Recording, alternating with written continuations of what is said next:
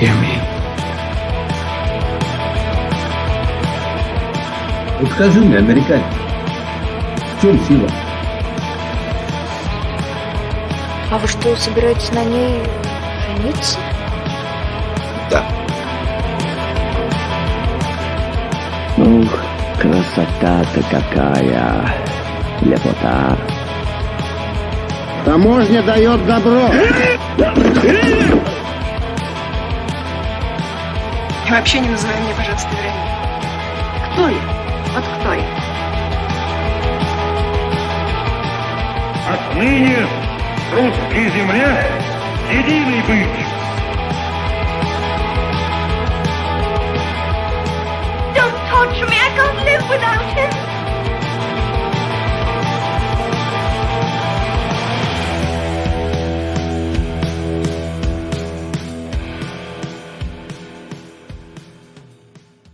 Hello, my name's Ali, and this is the Russophiles Unite podcast, where we watch a Russian film or a film with a Russian connection. As always, I'm joined by a guest, and today my guest is Malcolm. Hi, Malcolm. Thanks for joining me. Hi, Ali. Oh, no problem. It's my pleasure. So, Malcolm, can you tell the listeners a little bit about yourself and the sort of things that you get up to? Sure. Well, right now I am the creator and we still haven't landed on a title. King, head chair, CEO of Comrade Radio Network, the podcast network, with a bunch of different great independent shows on it. That's kind of mostly my job right now is like a podcast network administrator, but I'm also working on some side projects that'll, fingers crossed, be ready in the next couple months. You know, occasional guest appearances on random podcasts. Yes, yeah, lots of guesting, lots of messaging my friends asking if I could be on their on their programs. All right. So, before you had the network, how did the whole network thing start? I think I was in a larger Facebook group that was just basically a sort of just a fan group or something else, and quite a few of us had shows and would sometimes splinter off into subgroups to talk about each other's shows and give advice. And I found a couple that I really enjoyed that were outstanding. And I think what happened was the first thing we ever did was just I took a good friend of mine and just did a host swap just for fun. We took over each other's concepts for one episode, and then hoping to drum up interest in a different show for our listeners. And then we thought, why not do more of that kind of stuff all the time? Got a little more organized, started aggressively headhunting for shows, going on my phone and downloading 20, 30 to try and throwing out the bad ones, and then starting to email people and ask if they're interested, and it just kind of snowballs from there. And then you sort of over time build a community, and the hosts have become really good friends with each other and love doing crossovers and new projects together, and I don't know, anything we want. Yeah, I mean, and it's the great thing about the medium is that just anywhere in the English-speaking world where people can have a microphone and a computer, then you can record a podcast. So that's one of the things I really like about your network, is that it isn't just American shows. It's right across the world, isn't it? Yeah, we have a couple. I'd love to have more. It's just the trick is just finding them. Sure. And yeah, but I don't think we have any two people in the network that live in the same area remotely, unless they're the two that are sisters. But everybody else is in a different region, multiple time zones, continents, and yeah, a lot of us have never met in real life. We hope to, within a year or so for a meetup or something. But yeah, it's all internet based and remote, and we love it. Yeah, I mean, sometimes I feel like we're not living through the best time, but when I think about stuff like this, I think actually the opportunities in terms of what you can do now are incredible. And I'm sure like people who lived before, if they heard like what we could do now, they'd just be like, wow, I'd kind of kill for that. maybe not kill, but I would love to have that opportunity. But that's a much better way of putting that. Yeah, I do push back against that kind of hacky idea that all the kids are just staring at their phones these days, and just kind of those cliche, like back in my day we go outside and breathe fresh air. But I've made incredible connections that would never ever happen. I wouldn't be talking to you. I wouldn't be talking to a lot of my friends if it weren't for a couple of internet-based coincidences in a chain that led me here. I wouldn't even be in podcasts if it wasn't for, social media and kind of the easy share nature of it. So maybe the AI takes over in a couple of years and I'll change my tune. But right now, I'm never gonna bash internet culture at all because it's kind of become, my life and my hobby / like hopeful career. Yeah, basically. Well, I mean, like anything, it has, or like most things, it has its upsides and its downsides, and it's in the right hands, it's an incredible tool. Sorry, I got a bit preachy there, but yeah, I'm totally like you in terms of like just really hating it when people say, oh yeah, people, kids these days. It's like people have been saying kids these days since there's been generations, so kids, yeah. It's just going to take different forms, but anyway, so it kind of implied this, but we haven't really talked about it. Before the network, there was your own show. I mean, I'm a big fan, but could you tell the listeners about the concept of that, what that was? Okay, yeah, sure. So I did one with my best friend before the network started called APOC Radio. Very silly. Basically, it was a partial culture review show and partial like comedy fiction show where my friend and I played survivors of the apocalypse that were in a town all by themselves, found a radio and started broadcasting to hopefully find people. And then while they were on the air, they would talk about a movie they watched or video games or other pop culture and entertainment concepts. And yeah, it was really goofy. I liked it a lot. For the most part, it was pretty straightforward. We would just pick a movie off Netflix and talk about it, or make a top 5 list, or try and come up with an interesting concept. And then every once in a great while, there'd be like an event that would happen in that world that would challenge us or be sort of humorous or dangerous. A nefarious Englishman would turn up or something like that. Right. So our friend Owen from the network came in as a character one time that came to stay with us, and it turned out he wasn't everything he seemed to be, and we began to quarrel, and it got uncomfortable. We did a whole month where Justin and I had a falling out and split the town in half. Just a bit. It was kind of a DMZ almost. Yeah.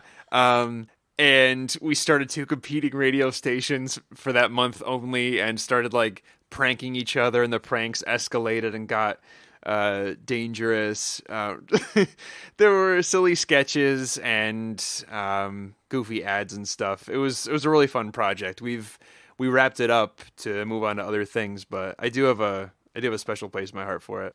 Yeah, I mean, it was a great show. I loved how varied it was, and you just kind of, I mean, it was mostly discussing movies, but you guys have a sort of overlapping but slightly different tastes, and both quite eclectic. So that meant that there was always like an interesting angle to it.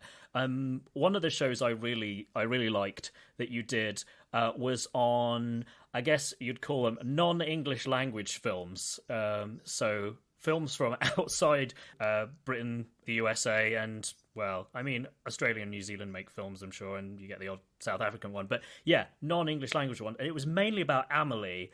But yeah, then you sort of brought other foreign language films in. So I knew from that you weren't completely averse to, as I think one of you put it, reading a film. So that was one of the reasons I thought you might be interested in doing this podcast. So my question then is, have you seen, amongst your non-English language cinema watching, any Russian films? When I knew I was going to do this, I was racking my brain because I had a feeling that would come up, and I couldn't think of any for the life of me. When I was starting to really seriously get into film, I would do back in the days of the Netflix disc to your door delivery system. I set it up to get like 3 at once, and I timed it out so I would return them. I would send a disc back in the mail, and then I would go on the website and I would report it missing. So they would send the next disc in right away, and then when my submission came in, they reported it found. So I would be cutting corners on the turnaround period because I want to watch movies so fast. That's admirably devious. I wasn't stealing anything. I just wanted to like skip the whole. Yeah. And so I would just go through top 100 lists and top foreign lists and the greatest of all, just different people's essentials. And I try to watch a lot of foreign stuff, a lot of the French stuff and the Italian stuff, 8.5, all that goodness. But I don't know of that many classic Russian films. Like I probably just name a couple at the top of my head, just from seeing like the poster or something. Sure. And then when I finally just before this Googled famous Russian films, I realized years ago I saw Night Watch. Oh yes, yeah, I've seen that which one. Is basically Russian X-Men. Sort of, yeah. Russian X-Men just with vampires, I think. Oh yeah, I barely remember it, and it clearly didn't stick with me. But sure, check. I have seen one. Excellent. I won't sort of like press you for further details. Then, if you, yeah, I mainly remember people racing around Moscow in an ambulance and thinking, yeah, at least they've got the driving quite accurate. Because yes, I'm not normally a nervous passenger, but in my time in Russia, let's just say I took the metro all the time and really tried to avoid getting in a car because just it feels like you're just constantly seeing your own death like 5 seconds before it's going to happen. Maybe we just don't have the stomach for it. So yeah, it's fair to say that this is a bit of an area of sort of a gap in your sort of cinematic easily whatever, and it wasn't intentional. I would just sort of seek out classics. I didn't look at the country. I would just try and grab whatever I got. And I am completely uneducated to this, but I would just be curious if or why Russia doesn't have as many, or at least to my knowledge, as many entries into the world stage of classics the way like maybe like the French and Italians do. If there are cultural reasons or political reasons that they don't have as many entries, or there may be some I'm missing, like you did Battleship Potemkin on Classic Schmassic, and that's like probably the one I've heard of, and then the modern one I've heard of will be Russian Ark, just for just like the film student checklist, basically, gimmicky thing that it has about it. Yeah, I literally just bought that in the last week, and I haven't watched it yet. But I'm thinking I've almost duty bound by the sort of the remit of the podcast to do that at some point. But yeah, I think you're right. It's a combination of probably political and cultural reason, and I'm not sure, but I suspect that their output in the Soviet Union wasn't a ton of films, and also just a lot of Russian cultural products are very kind of like Russo-centric and kind of like it's almost like potentially harder to get into if you're coming at them cold. But hey, I guess the advantage of what we're watching today is that it's something that doesn't necessarily have that. But yeah, so I'm technically cheating a little bit because I think it was originally a TV movie and sort of in 2 parts, but it is The Hound of the Baskervilles. So it's some Sherlock Holmes from 1981, starring Vasily Livanov as Sherlock and Vitaly Solomin as Watson. So the reason I got you on for this one was another APOC episode where you were talking about Sherlock in general, but especially the fact that I'm calling it Sherlock rather than Sherlock Holmes, indicates that it was about the... It's working. Yes, they have successfully brainwashed me into thinking that the recent / kind of ongoing British series is sort of the definitive version. But so you're a big Sherlock Holmes fan. Could you tell me a bit like how you got into that, and versions you've liked, versions you haven't liked?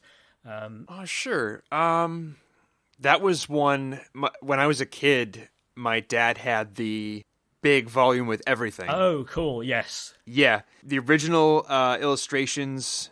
Sidney Paget, maybe? Oh, is that I think, ringing a bell? Yes, I think I've heard of him because he was the guy to give him the pipe, the deerstalker, and possibly the deerstalker as well. So that's where that comes from. Even when it wasn't, even before it was even written about, I think he drew him that way, and now it's just a Sherlock Holmes hat. Yeah. So. Oh yeah. Yes, if you don't know what a deerstalker is, you just go, it's the Sherlock Holmes hat. Oh yeah. I know now. I know what kind of headgear we're discussing. Yeah.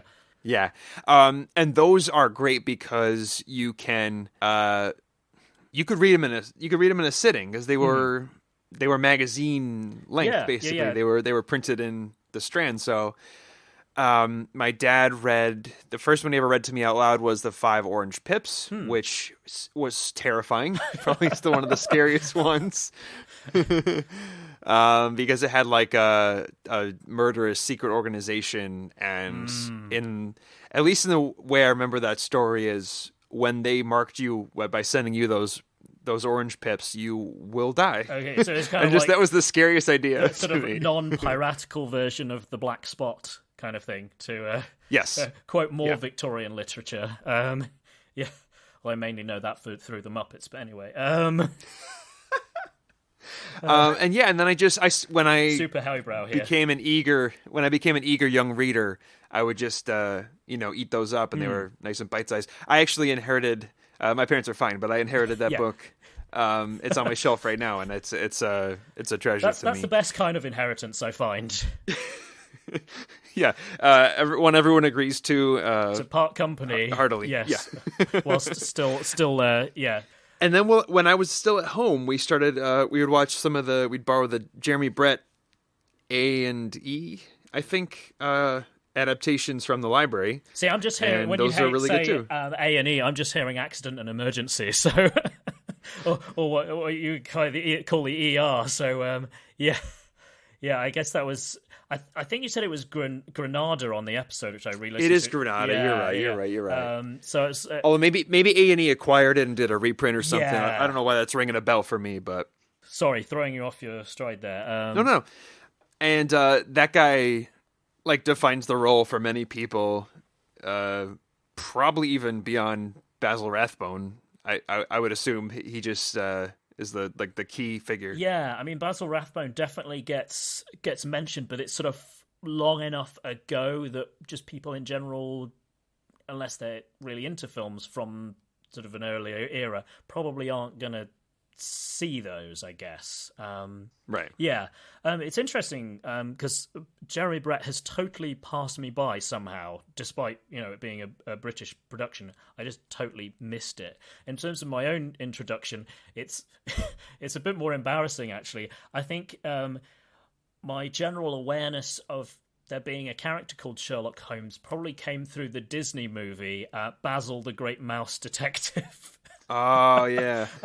Which I haven't seen in years, but I remember it being sort of pretty entertaining and fun, but you're kids, so you're not necessarily the most discerning. And the villain just being very insistent on the fact that he was a mouse, despite being called Ratigan and being very clearly a rat.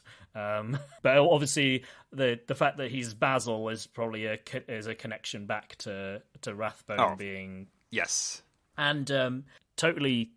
Incidentally, but in a kind of geeky way, our Sherlock in this version, he is also a Basil because Vasily is the Russian form of Basil. So there is a bit of a Basil thing going on. I never knew that, but that makes a lot of sense. Yeah. That's cool. Yeah. So the cathedral that everyone knows in the West as St. Basil's is Sabor Vasilia Blazhenova. So it's Basil the Blessed, or Vasily the Blessed. So yes, some Russian trivia just thrown in there. But I'll take that. I'll remember that forever. That's great. Yeah. As far as more sort of reputable versions that I've come across, when I was at university, I used to listen to digital radio versions of the Sherlock Holmes stories with Clive Merrison. I don't know if you've come across his version. He's one of those actors who kind of goes between TV and radio, and probably done some film work, but not necessarily a easily recognizable face. But he's a really great version because he has that sort of sharp, slightly harsh, almost kind of rude, not great social skills. But also kind of getting the sort of the brilliance as well. So that's a version I really like. How do you feel about the most recent versions, the Robert Downey Jr. films, and then the So all right, so yeah, I'll give you the quick rundown. I think I only saw the pilot of Elementary, which is the Johnny Lee Miller and Lucy Liu one. Didn't stick with me. Maybe it gets great. I have no idea either way. That's a modern sort of take, isn't it? Yeah, there were two modernizations sort of at the same time. The Downey ones, I remember enjoying the first one, but it's not Sherlock Holmes. It's just a steampunk buddy cop movie. Sort of, fun knockabout. Yeah. Yeah. More weird gears and contraptions and guns and like fist fights than anything else. It's not the tone. Yeah. They really latched on to the fact that from the books, he's, it's sort of mentioned a couple of times in passing that he can handle himself in a fist fight. And they're just like, right, that's all the excuse we need. Slow-mo fights, it will be. But sorry, I interrupted your... No, it's fine. Those slow-mo scenes are interesting, and that's probably one of the cooler takeaways from the film. But it definitely sticks with you. Yeah, yeah. And then the second one of those was terrible. Yeah, I saw it on a plane, and I was sort of half asleep, so I thought That's it was even terrible worse. too, but I didn't know whether I was really judging it on its merits. It's tall. It's small, terrible, and I'm sleepy. So yes, everything is working against it. Yeah. Now, at the time you heard and that I recorded that APOC episode about Sherlock, I was talking about my favorite episode of it. Yes. Which is season 3, episode 2, the wedding one. Which is, I still think is incredible. It is the heartfelt character stuff they do in between the two of them. How they weave in a mystery in between all that, but it's not too distracting. Yeah, because that's quite a juggling the writing, act as a writer. Yeah. The bachelor party is smart and hilarious. That episode's incredible. Since then, season 4 came out, and it was really bad. I caught the odd bit when it was on TV, and I'd not gone out of my way to actually watch it, so obviously just seeing little bits is not going to help, but I just would see 5 minutes at a time and just kind of go, this just looks like Tosh. So, and also since then, I watched the entirety of Doctor Who, the modern Doctor Who stuff. 10 seasons, and people give Stephen Moffat a hard time. Rightly so. I think as a writer, he has some blind spots. He sometimes sets up like way too big concepts that aren't actually interesting for anybody, and they're more like you just kind of roll your eyes, like, okay, great. Or he does gymnastics. He does this massive leap, and it's just like, you're never going to land that. Yeah. It's going to be does messy. not land the plane at all. Yeah. And sometimes doesn't do great with female characters and like killing them just for fridging them basically to motivate people. Yeah. So I mean, and then there was the whole business with Irene Adler. What was that about? Yeah, just modernizing the character and just going, oh well, she'll be a dominatrix. Spoiler alert, I guess. Yeah, it's weird. It's just like that's not an imaginative way of doing it. I mean, it's I don't know. So when people think that, I'll give him that. But then also on the whole, his dialogue day to day is incredible, and the way he presents like forensics or sci-fi, jibber jabber speak is incredible. Yeah.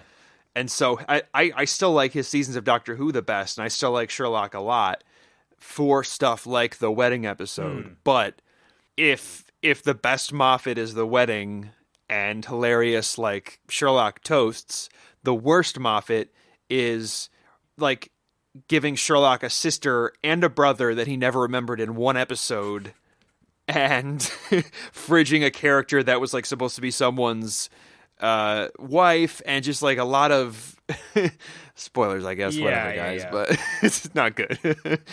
So like it was basically the worst of it all at once, and really off-putting. Yeah, it's not like you get occasional little bits of their downsides kind of spread evenly across the whole batch. It's just like, nope, it's like buses, you have all three arriving at the same time.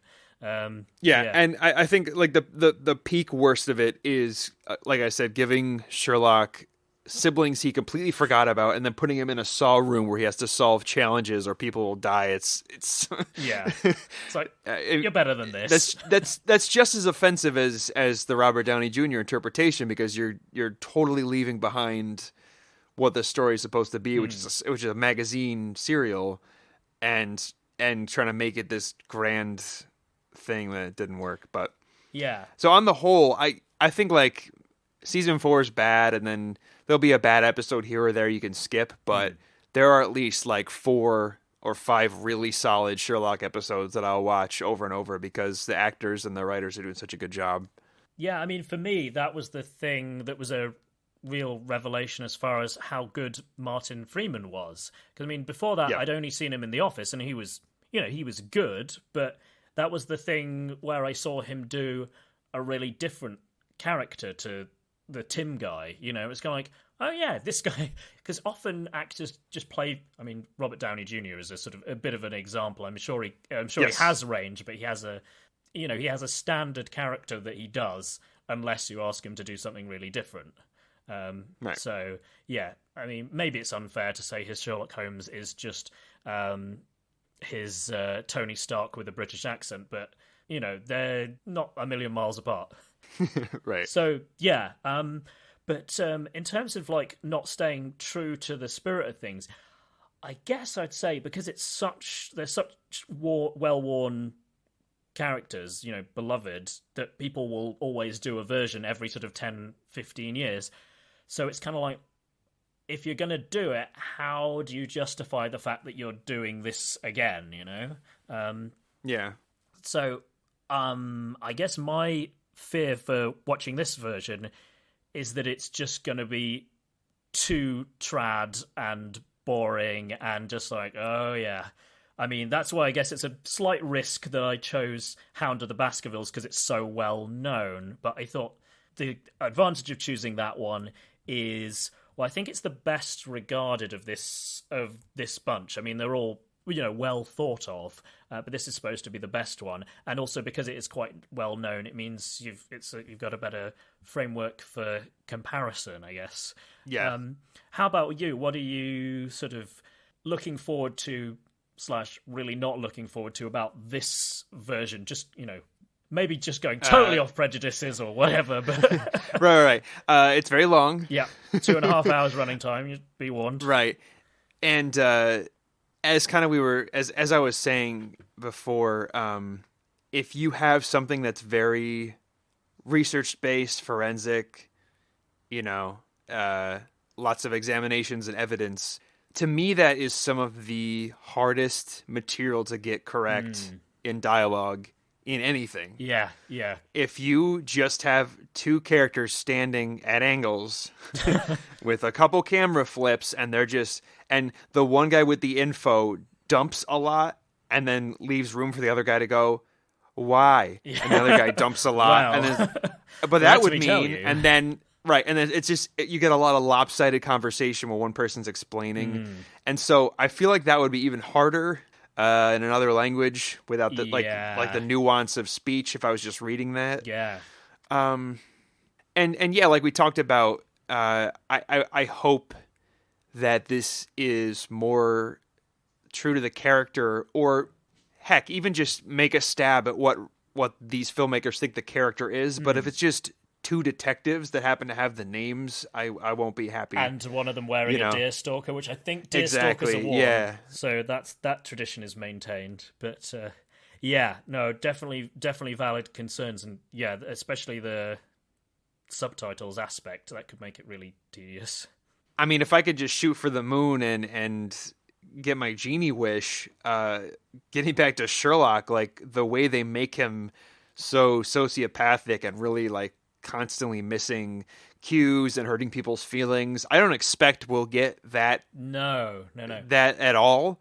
But I mean, look, you're just asking, and if right now this movie could be anything, so like more of that would be awesome. But yeah, how much of a jerk is Sherlock going to be, and also how much is this film going to sort of suffer from idiot Watson syndrome?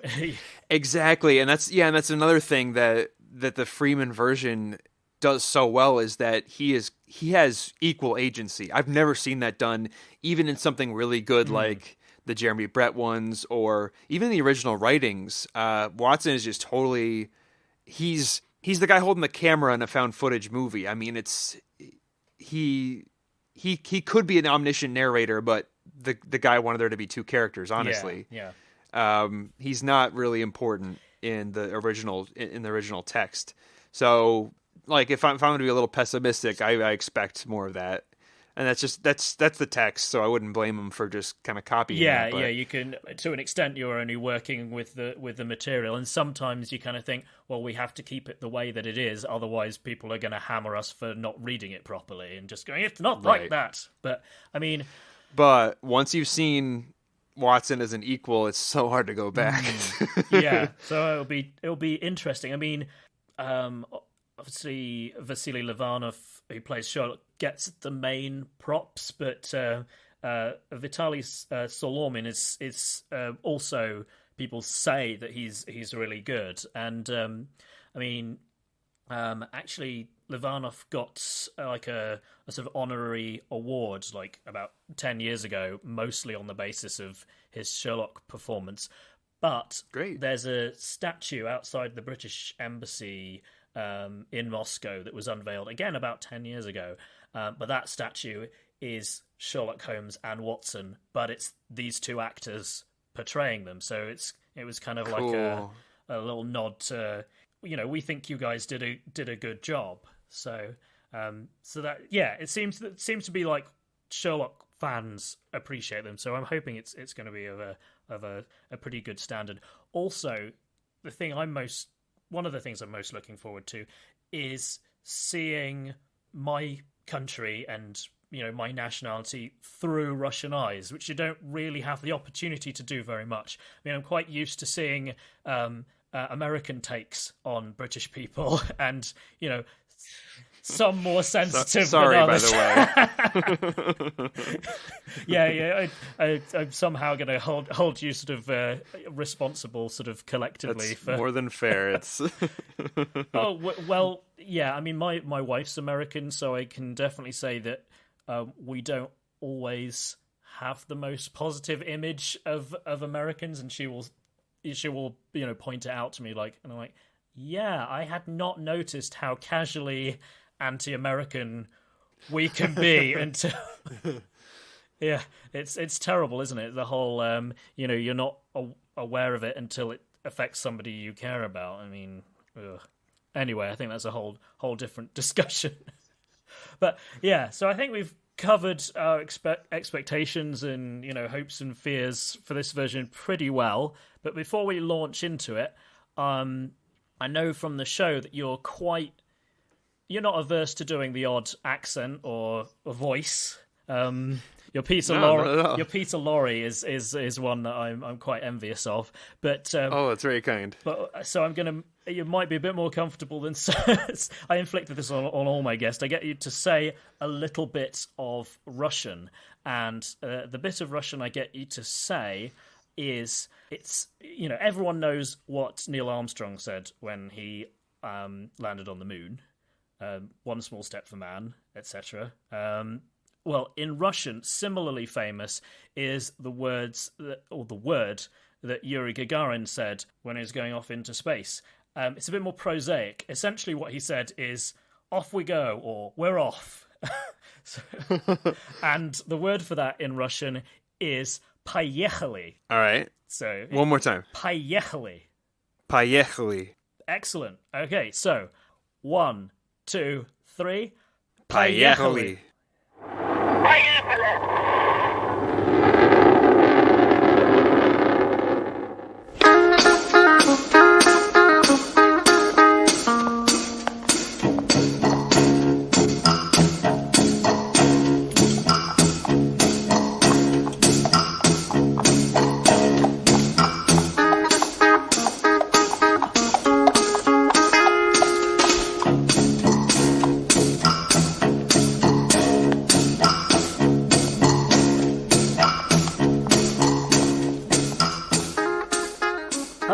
Welcome back. We have just watched Hounds of the Baskervilles, or if you prefer, Sabaka Baskervilles.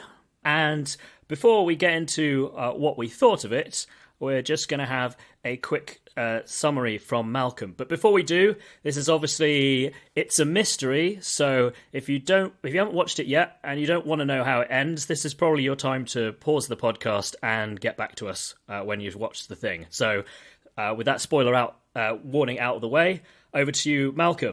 Well, for those same folks, the good news is they can listen for at least another 2 minutes because, we'll work up to it. But this was a really long movie, and I sort of faded in and out.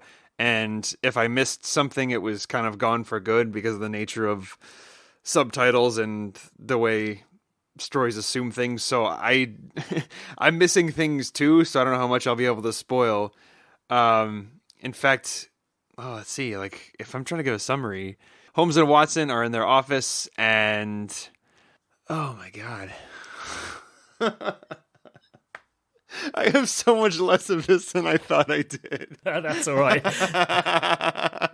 So we have a little bit of a sort of like intro, like it's non-related scene where it's mostly not related. They're sort of talking back and forth about, I don't even remember now. That intro scene is not really related. It's just like, hey guys, Holmes and Watson are back and we're going to go on an adventure. It's kind of like that.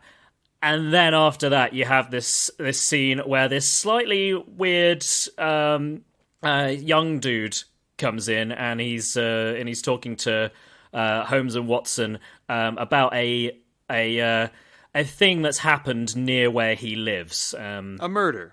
Someone near where he lived was murdered. Yes, I got that part. Yeah, sorry, I don't know. Are there any Sherlock Holmes stories when? Yeah. I guess some of them are about thefts, but they're mostly about murders. Yeah, so it's probably not too big a spoiler to say, yeah, somebody dies. Okay, so this person who dies, who is that? Someone Baskerville. Okay, yes, so it is Sir Charles Baskerville of the Baskerville family, and they live... I don't even remember exactly. I think it's down in Devon, which, if you don't know your British geography that well, is quite a ways down from London insofar as anything is far. If you live in the UK, that's the thing. When you meet Americans, and especially when you meet Russians, the British conception of a long way suddenly seems a little bit silly. So they live in the moors down in Devon, and he owns an estate. But is now dead in rather mysterious circumstances. And it turns out that there is this legend that goes back a couple of 100 years that this beast, this hellhound, is supposed to haunt the family and bring bad luck to the heir to the family estate. And it seems like, at least according to this visitor to Holmes and Watson, that the Hound has struck again with this latest murder. But of course, Sherlock Holmes, being who he is, he has his thoughts about this. So essentially, they decide that somebody has to go and investigate the case, but Holmes decides that he's too busy to do it right now. So he sends his trusty Watson down to investigate and see if he can figure out what's going on. I always forget that that's a part of this story. I've seen it obviously in English, and I've read it in English. And maybe proportionally, if you're doing, if you're reading a short story that could be read in 45 minutes, or you're watching an hour of TV, Sherlock's out of the picture for a little while, and we get to watch Watson. But proportionally to a 2.5-hour movie, there's an hour of no Sherlock Holmes. Yeah. It's so much. That was something that I must admit I had forgotten, because I probably read the book about 10 years ago, and I knew Holmes drops out of the picture for a certain amount of time. But in hindsight, I think I probably would have chosen a different episode if I'm honest. But I just thought, well, Hounds of the Baskervilles, it's kind of like one of the classic Sherlock Holmes stories. So if we're going to see an adaptation of anything, we should see this one. Right. But, best laid plans and all that.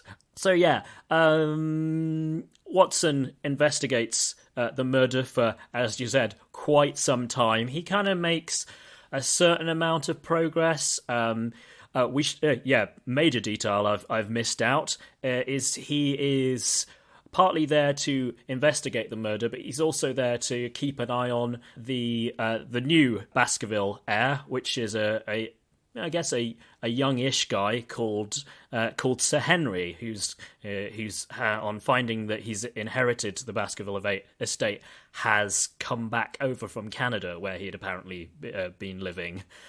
So he's gone to his family estate, and he's not necessarily a full believer in the curse, but as things go on, I think it's fair to say he gets increasingly worried that something's going to happen to him. And this is not helped by the staff who live at the at Baskerville Hall, the butler and his wife, who's I guess is sort of like works in the kitchen there, because they're a bit strange. They're not really putting him at their ease.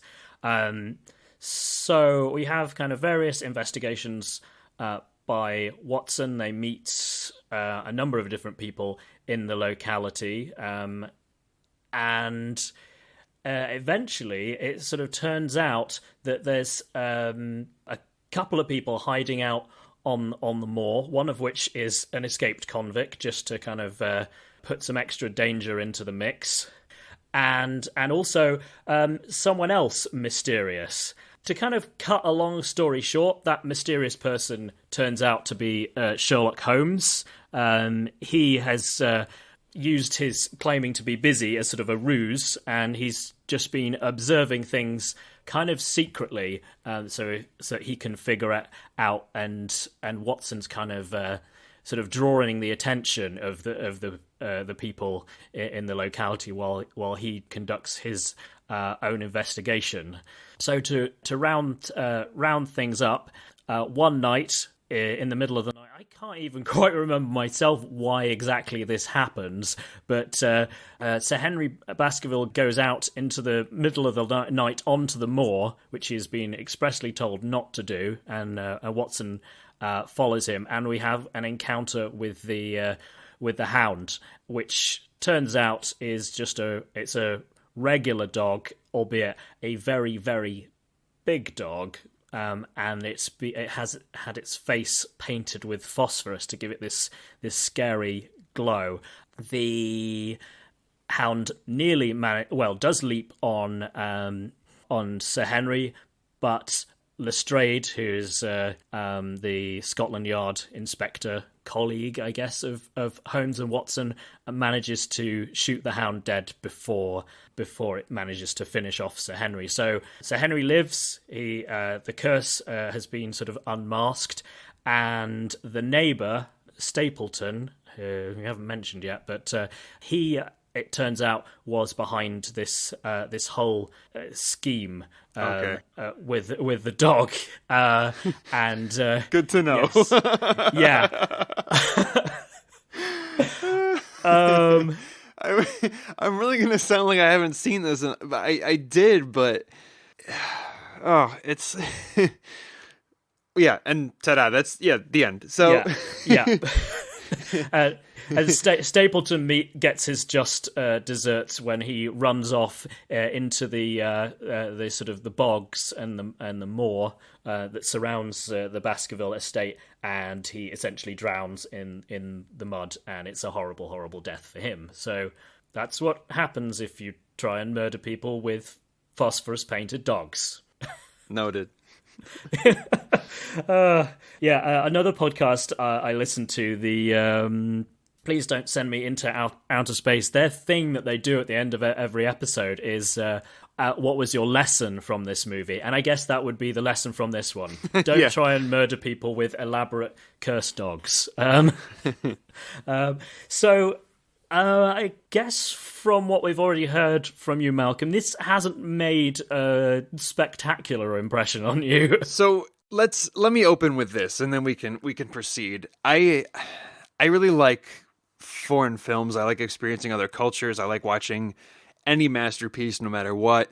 Although obviously there are going to be inherent obstacles from lots of reading, and I think there were a couple of times in the film, at least once, where someone was speaking off screen, and the guy on screen recognized them by the voice, and I couldn't because I can't tell their voices apart just because of the way the dialect is. And I think I'm realizing when I watch the great foreign films, a lot of the time I'm connecting to imagery, emotions, great dialogue and snappy dialogue for a lot of it as well. And I think I just found that something with this much going to another parlor, sitting down, having a conversation about, who was the mother and what happened to her that we've never met, and who the heir is, and what you were doing last night, and why is this locked. And it's the kind of thing that it's, I think we hold memories for that better with speech than if we're reading it. And so it kind of flies out of my head a little bit, and it is 2.5 hours long. It is long. Now, only slightly in its defense, it is broken in half. There are credits roll at the halfway mark. I think it was meant to be 2 TV episodes or whatever. But yeah, that's right. It could be an hour. Easily, this story could be an hour, maybe an hour 15. I mean, there's so much just walking over and having a conversation with a fancy guy out on the plains, and then going into a room and having a fancy conversation with a fancy guy, and have a conversation with the maid, and then the neighbor, and it's just so much. So I'm gonna come across as someone who didn't quite do the homework, or was on my phone the whole time. But I did get distracted here and there. But it's just it was after a certain point it got really difficult. During the process of Malcolm watching this, I got a text message that was just long with the sort of 5 O's or whatever, and I was kind of like, I'm sorry, I've made you do this, and sorry to kind of let that one out. No, it's fair. The cat is out of the bag, or should I say, the dog, sure. Or even the hound. Yeah, sorry. But that's all. That's fine. I mean, it's still a good experience, and there's things to take away. I enjoyed things about it, but those were the hurdles. Especially with something that's forensic and fact based, with a lot of very dry, monotone speaking exposition. That is really tough to do. I mean, I don't like that in American TV either. I don't like forensic stuff that's just has no character to it and just is a lot of dumping. So I'm not gonna pin that on anybody. That's just not great. This didn't occur to me at the time that I sort of chose this one. I picked this one out. But you talking about the sort of the great films of foreign cinema, it kind of occurs to me that I think with those, a lot of the time, because certainly America is so associated with early cinema, I imagine in a lot of cases, if you're making a film, you're kind of even if you're mostly aiming at a sort of domestic audience, you probably still have like half a thought to, we'll probably want to show this in countries beyond the country that it's made in. Oh, absolutely. There's a reason that, the Transformers movies, as even though critics can't stand them, do incredibly well in China and internationally, and things like Marvel movies and Pacific Rim do well. It's that you don't need to grasp almost anything that's being said. You can just kind of get on the ride. Yeah. Whereas this was made very much for a domestic Soviet audience. Yes. And yeah, I guess their attitude was like, well, people who understand Russian will get this, and we don't really care if no one else does, because they're not probably going to watch it. Right. So I guess that different mentality kind of comes across, and it's also made for TV rather than being made for the big screen. So it probably is more leaning on the dialogue than on the visuals. But we can get onto the visuals later. What did you think of this version of the characters, Holmes and Watson? I thought they were fine. We did in the pre-segment we supposed how it would go. It's about exactly what I thought. I think Holmes had a really striking look about him, kind of like a maybe slightly gaunt face, or in any, like, apart from Robert Downey Jr., any good Holmes, I think, has like a weird jaw or a sharp, angular look to him, and I think they got that. Downey Jr. is a little bit too sort of conventionally good looking. Yeah. And Watson was Watson. He was just kind of walked around and asked questions. Like, it was. And now the thing is, we could be missing or especially me could be missing any level of nuance that comes from differences in tone.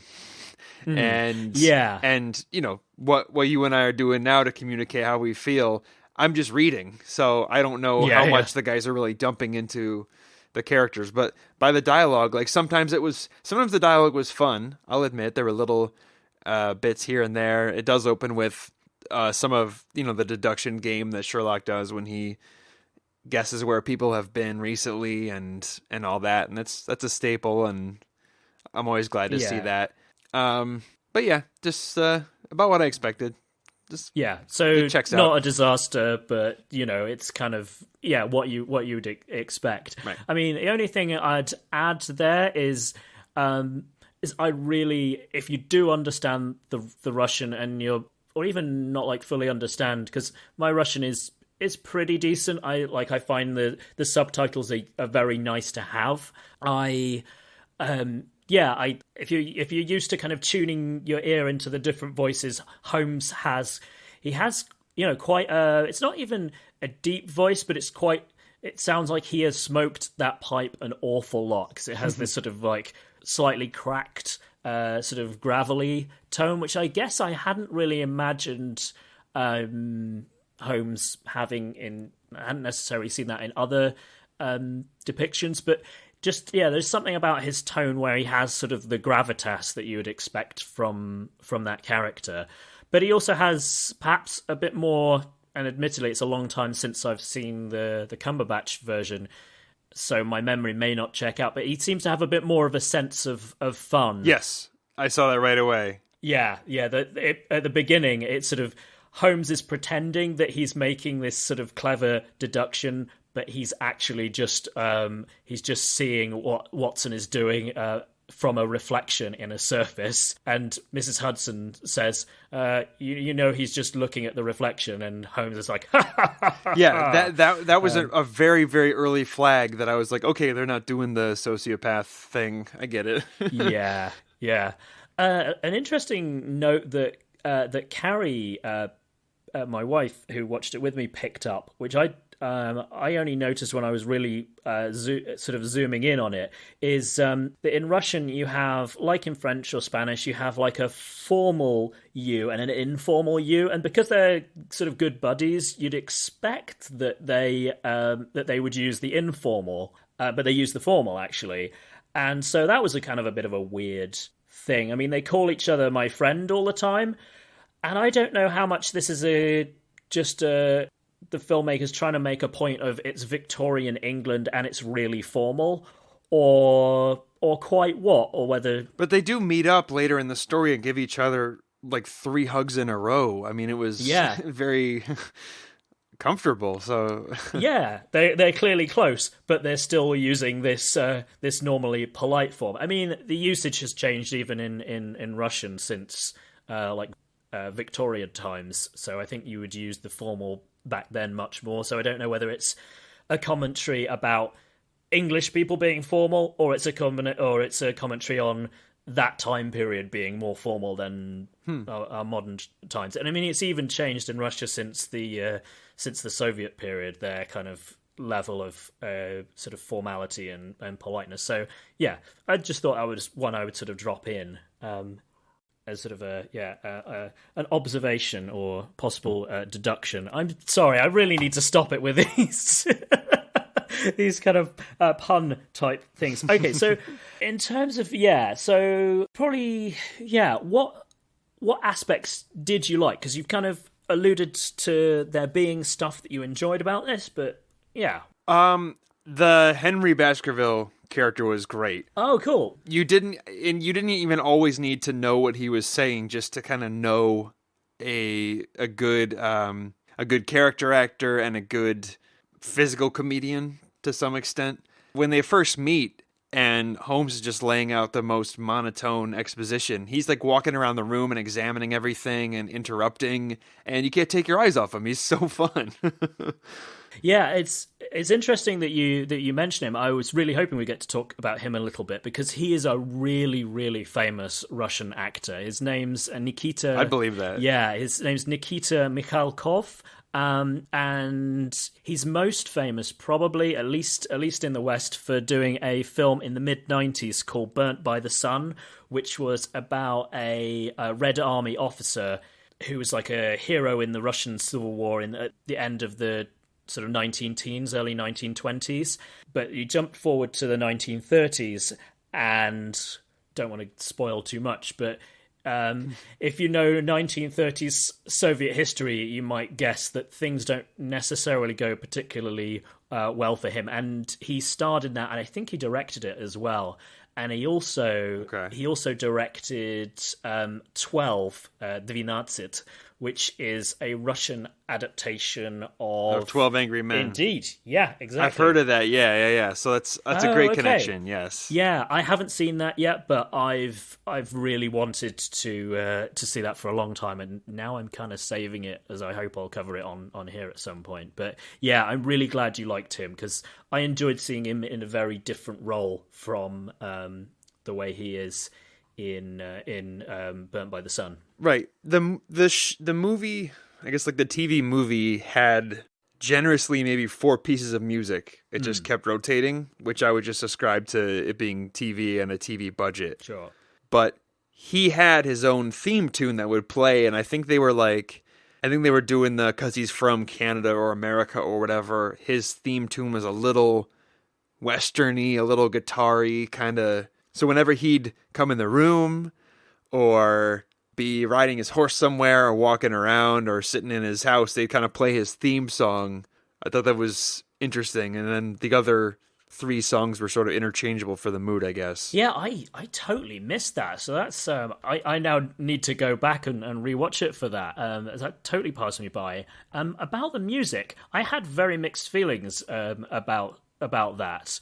I don't know about you, but I loved I guess the main theme, which I think runs all the way through the Russian Sherlock Holmes series. It kind of goes da da da na na na na na na, that one, and Yeah. I really enjoy it because it has that sort of grandiosity and pomposity and sort of confidence and brashness that I tend to associate with Victorian Britain. It's kind of strident, and it's not music that I would necessarily, enjoy listening to, but it really goes. But it works. It really goes Yeah. with the story, and I think it really goes with Holmes because he is this, at least in this version, this incredibly confident, not necessarily arrogant, but certainly very, very secure in his abilities. You have a scene early on where this client of theirs reckons Holmes to be sort of like the second best detective mind in the world, and he's kind of like, right, who's this number one guy then? And he's a little bit miffed about that. I mean, he doesn't let on too much, but there's just a little kind of about him. Right.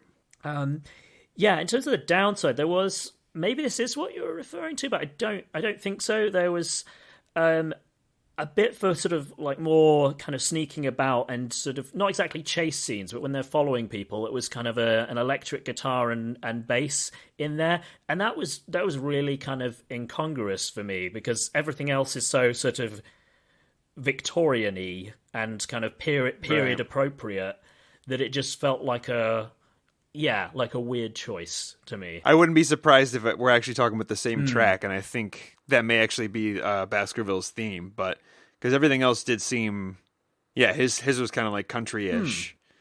But some of the tunes were good, some were fine, but the problem is over that runtime, you're going to hear the same 3 songs over and over and over again, just with spaces in between, and they're going to play another one for a transition. That was tough because you start humming along, you're like, okay, and that scores should blend in. I think a lot of people would argue that a music score should blend in, and if it's your 5th time hearing it and you know where it's going, I mean, there's something to be argued in film score for employing a motif. And then when you reuse it, you think of the same character again, for example, or if you play something that was happy now in minor, you think of that character in a sad time or something. But nope, they just play the same song over and over and over. Yeah, they should probably vary it up. I listened to your episode on one of the Sherlock episodes, and you talked about at one point they do a sort of like a dubstep version of yes of the main theme, so it's kind of it's the same notes but just played in a very different way, and it kind of they've done something to vary it up, right, for comedic effect. I mean, that's the point of that scene. Yeah. I guess you could say that does require you to kind of recognize the theme enough to kind of get the joke, but on the other hand, it's kind of a slightly take it or leave it thing. If you're a fan of the show, then you'll kind of go, and if you're just a casual watcher, you'll just kind of glide over. Yeah. Right. So, what else about the direction or sort of artistic choices did you just stood out to you? Well, the more I think about it, the problem is, and I think it ties in with our first half of the show, but there's baggage with this series. There's expectation. I've literally seen this story done, so the comparisons are going to be there. And I think my problem is that, especially when I was reading these as a kid, Baskervilles in particular is like the Dracula of Sherlock stories. It's that's a good comparison. Like, if I'm reading it, I picture it to always be at night, even if it's not.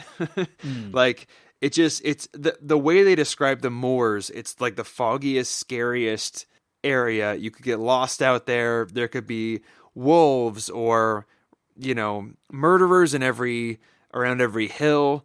And in fact that there is definitely one murderer out there. So that sort of hypes it. It's got an old house and it's spooky, and there was already one murder, and people aren't as they seem, and the whole thing is this tone piece that this book was one of the scarier ones for me when I was younger, and I avoided it because everything about it. I mean, I already didn't like dogs. That could just be my thing, but this book wouldn't help. Right. And this whole thing takes place during the day with a lot of pleasant conversations, and no tension. Like that was my biggest problem, and probably part of what was losing me. The guy comes in at the beginning and asks Holmes for his help. They show one shot of they show like a flashback of the person that died in the 1700s, and then they show a shot of this young guy discovering the body, and then after that, I'm not scared for anybody. I'm not worried about which one of them did it and what they're going to do if they get caught. It's just sort of like a casual romp through this area and just kind of talking to these families. And I don't want to be the one to discourage like an experiment or a tone shift. Like if you want to do a lighter Sherlock Holmes and make it more about characters and conversation than, threats or danger, that's okay. But honestly, for a lot of it, I forgot there was a mystery or a murder. Like I didn't feel like this case was looming ever. And then all of a sudden at the very end, they go out on the moors and this dog comes out. But like this the Baskerville character is supposed to be driven mad and be sitting in his home, and every shadow could be coming to get him, and he doesn't want to leave his house. And him and Watson are being buddies, and he's like chatting with the servants, and he's getting drunk. And then Watson goes to visit somebody else, and there's no maintenance of pace, tone, like thread at all. So for a lot of it, I was just sort of enjoying the environment. And I will say that it was interesting, kind of musing. I don't know much about Russian landscape at all, but I could see what they were trying to go for, a kind of like Scottish Highlands look, or rolling, like the rolling hills of, England, whatever. And I was definitely curious for a lot of it. What part of Russia is this? And is it their best approximation? But yeah, that really detracted. I don't know if that makes any sense or if you felt similarly. I think I was also underwhelmed. I mean, I don't think to the degree it sounds like you were, and it probably came out in my rather imperfect summary. It's kind of, and now Watson goes here and talks to somebody for a bit, and now he goes over there and talks to somebody else for a bit. Yeah, it is, as you say, lacking in a bit of tension. I think towards the end you do, or at least I got a bit more of a sense of the sort of atmosphere and threat. I think there's a couple of times where they're out on the moor or sort of outside in the darkness, and you kind of hear the howl, and I thought that was quite good. And when you have the dog itself appear, I really liked the way that they did that, but fair enough, it is only kind of like a fleeting shot at the end. I guess I had, because I read Hounds of the Baskervilles later, it didn't probably have the book probably didn't have the same impact on me that it did for you, because I was much older reading it, and there's a sort of an element about the story that's kind of slightly Scooby-Doo-ish anyway. Yes. It was yeah. I would have gotten away with it if it wasn't for that pesky detective kind of thing, right. About the sort of the dog ruse. So I guess that's probably why I wasn't quite so disappointed by the sort of the lack of scares. But yeah, I can definitely relate the pacing. Well, and my high bar for it was some real psychological trauma for the Baskerville character, because he is meant to be like slowly driven mad. And isn't it a subplot like they want him to abandon the house so they can take it over or something like that? I think so, and I think it might even be that Stapleton is somehow kind of tied in with the family, and maybe he's going to be able to inherit it eventually. But Right. yeah. So, I mean, it's the original Gaslight. I mean, that kind of idea.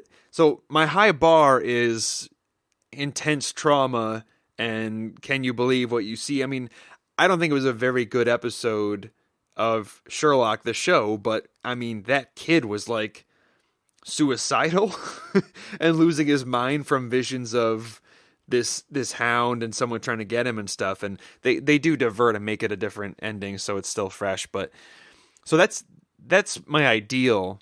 But I was also disappointed just on the base level of what I know about the forensic and detective genres, in that someone killed recently and could kill again, and I felt like no one in the story was addressing that.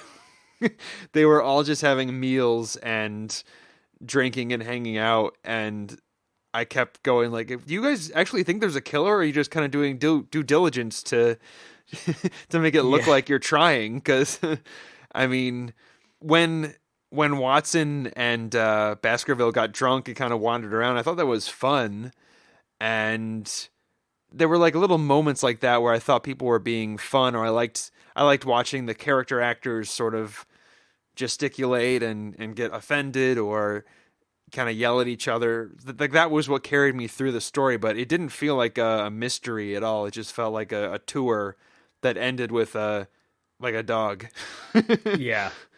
No, totally fair enough. And I think, talked about this not being a great choice in retrospect. A lot of it is the fact that Sherlock is AWOL and sort of off stage for a good chunk of it. And one of the main sort of enjoyable things about any adaptation of Sherlock Holmes is getting the back and forth between the two. So yeah, I guess this was sort of lacking in that regard at all. I think I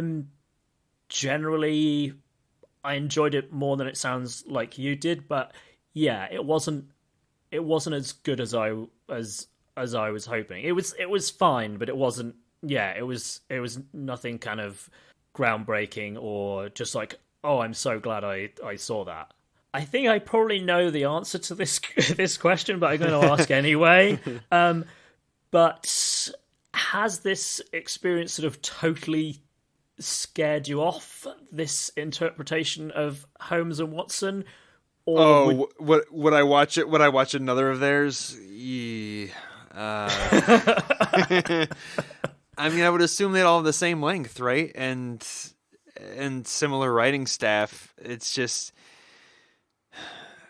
Yeah, I think some of them are more kind of like compilations of like the shorter mysteries.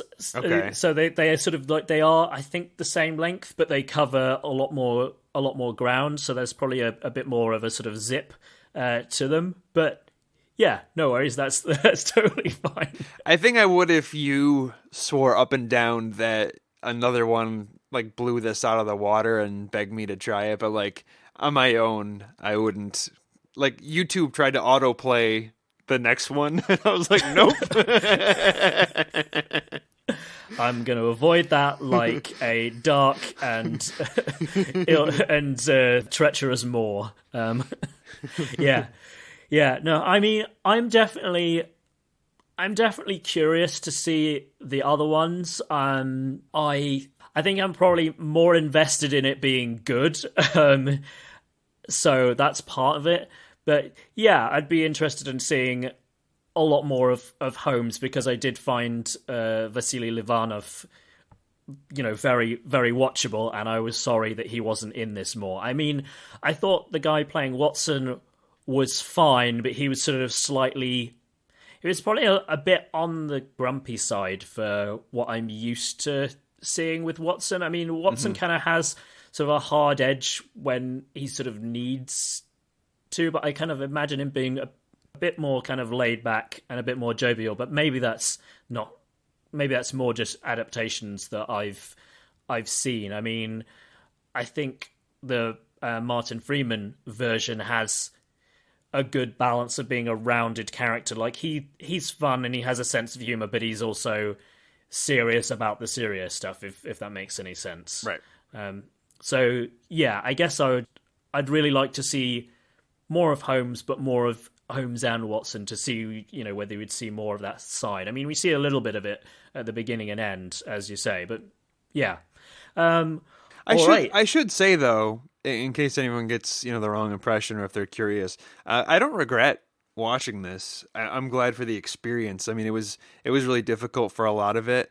There were all those inherent challenges I talked about, but you know, if it got trimmed down quite a bit, and I got to just see the Cliff Notes kind of enacted in the dialogue, and kind of have some of the fun character interactions that were there, I wouldn't even begrudge the lack of tension as much, or some of my other complaints. I would just say, you know, just enjoy watching the characters I like, just kind of walk through and figure it out real quick.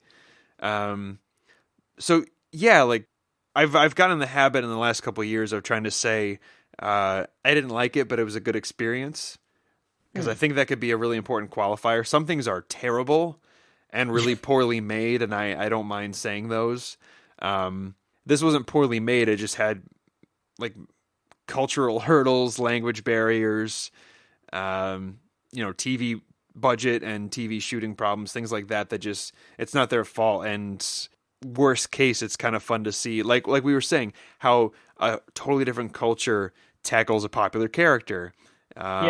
And to see a little more of that character that I already like anyway. Yeah, and of course there's the issue of seeing something that's kind of intended to be seen, you know, I don't know what the TV scheduling was for it, but I'm guessing one was on like one Sunday night, and then the next one was on the next week, so you don't have quite that length. Definitely. It definitely, as you said, has a sort of a ponderous feel, but I quite liked some of that. But yeah, for a mystery, if that's what you're kind of expecting to get out of it, I can totally see being slightly let down. But I'm glad it wasn't a complete waste of time, and it sounds like maybe I need to go away and watch the rest of the thing and find one of the more sort of like short episodes and decide which one is the best, and then say you should go and watch this one.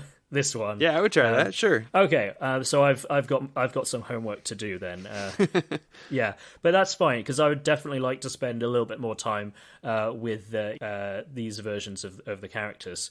Cool. Well, thanks very, very much, Malcolm, for your very thorough and honest analysis. But before you disappear, is there anything that you'd like to recommend to us?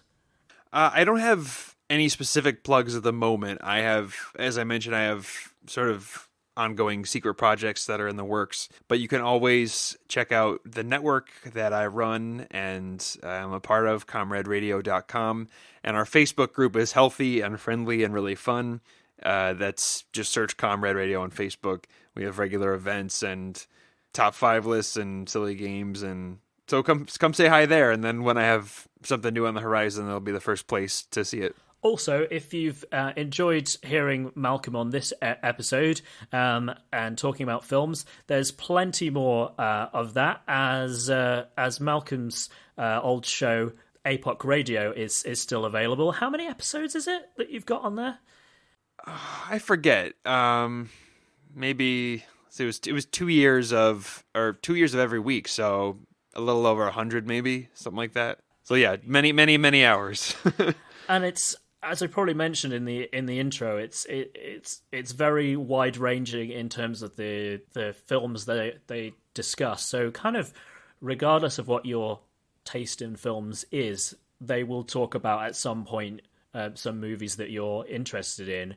And I know certainly there's been films that they've mentioned that I've thought, yeah, I've always heard of that, but they're doing such a good job of selling it that I will definitely have to go and check that out. So so that's what you should do with APOC Radio. So yeah, thanks very much, Malcolm. It's been a real pleasure having you on this program and getting to do something similar to what you were doing with that. So it's been great fun. Oh, not at all. Anytime. This is great. Well, thanks very much for joining us, folks, and I hope to talk to you again soon. До свидания.